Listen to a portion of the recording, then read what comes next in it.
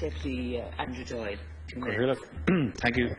Just welcome the fact that the Minister is here to respond to the issue raised by Deputy Harris and myself. As the Deputy Harris has said, this is the second time this year that this road has suffered due to flooding and caused chaos on the road. This is the M50, where the M50 meets the M11 major route. Your Route 1, as the Deputy Harris said, to the ports. On the north side, it joins the M1. This is a major beltway around the country. If this incident was repeated on the M1 junction with the M50 near the airport, there would be immediate responsive action to deal with it. It wouldn't be tolerated. Our topic that we raised is about a review of engineering, a review of the engineering and maintenance review of this road. I think there's something fundamentally flawed because it seems to be in no man's land. I note yesterday that the Director of Service in Wicklow County Council briefed the members about a meeting that took place between a multitude of agencies, 10 in fact, on the 9th of April at the offices of Dún Laoghaire, and 3 basic issues were discussed: a review of communications, incident roles and responsibilities, and finally flood mitigation measures. Now the first 2 are about fire brigade stuff, literally crisis management. The third one is about dealing with it, and I think we need to prioritise dealing with this, because we can have all the communications and diversions and coordinate diversions around through Bray and cause, major traffic incidents there or to the west. But until we deal with the actual issue, it's a simple matter, in my opinion, as someone who knows a little bit about this, about drainage. Get the water out of there quick enough when you have major water precipitation. And I think that that's something that needs to be addressed as soon as possible, and give somebody, whether it's the motor traffic control or the NRA or one of the local authorities, the responsibility to carry out these works. I know that a consultative company has been engaged to do a study and report by June, but we need immediate action. Thank you. Thank you, Deputy. The Minister has 4 minutes to reply. Thank you very much, Caroline. I want to thank Deputy Harris and Deputy Doyle for raising this important issue, which I know is of great concern to the people of Wicklow. The House will now be familiar with the preamble to debates concerning the National Roads Network and any plans in relation to their future development. But rather than passing the buck, I am really just explaining the legal position.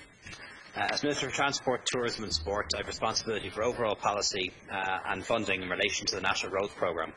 The planning, design and implementation of individual road projects is a matter for the NRA under the Roads Act of 1993 to 2007 in conjunction with the local authorities concerned. The NRA has a budget of $318 million for improvement and maintenance works on national roads in 2013.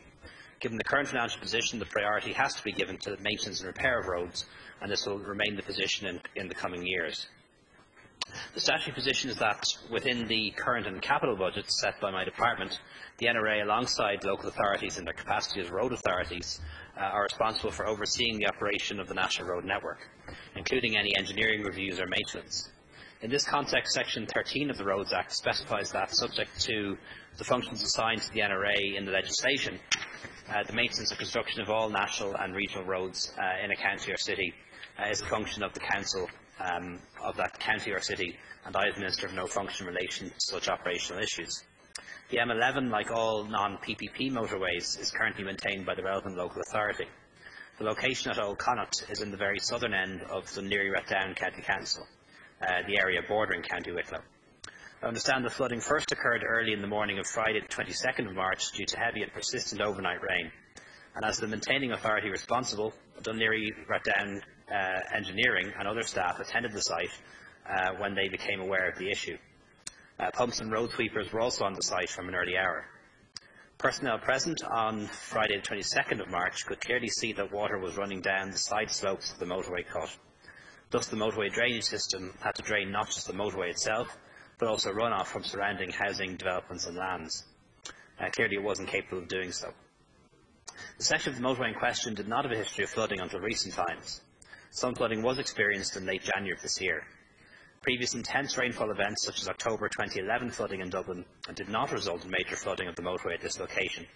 Subsequent to the January 2013 flooding, Dún Laoghaire County Council carried out some remedial work in the area. I understand that investigations into the flooding are now underway and are focusing on 2 questions.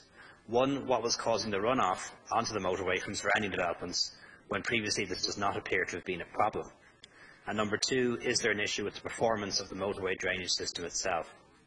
I also understand that a CCTV survey of the motorway drainage is being undertaken, and a series of site surveys are underway to assess the condition of the motorway drainage and to investigate the performance of the local road and the land drainage network to the west of the M11. The final report is expected shortly, and I look forward to learning the outcome of that report so that it may be acted on. Thank you, Minister. The Deputy